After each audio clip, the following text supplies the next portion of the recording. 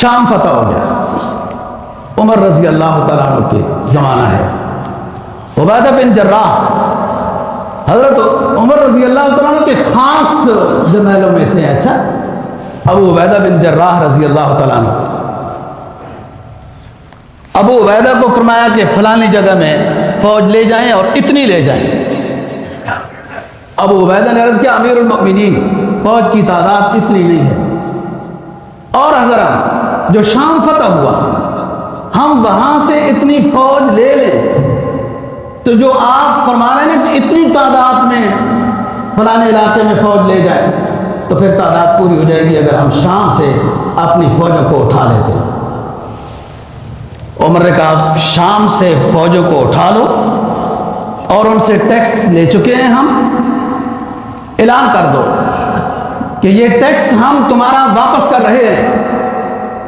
کہ اس سال ہم تمہاری حفاظت نہیں کر سکیں گے، تم اپنا خیال خود رکھنا۔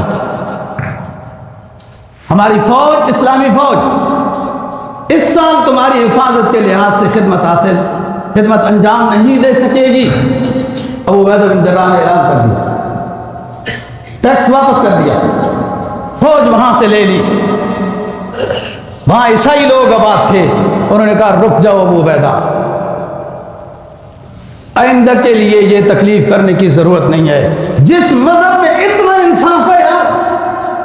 ٹیکس لے کر بھی واپس کر دیتے ہیں کہ ہم نے ٹیکس اس نیت سے تمہارے سے لیا تھا کہ ہم تمہاری حفاظت کریں گے، لیکن اس سال فوج ہماری تمہاری حفاظت نہیں کر سکتی تو ٹیکس واپس کر دیا، ہم ہمیشہ کے لیے اس اسلام میں داخل ہوتے ہیں۔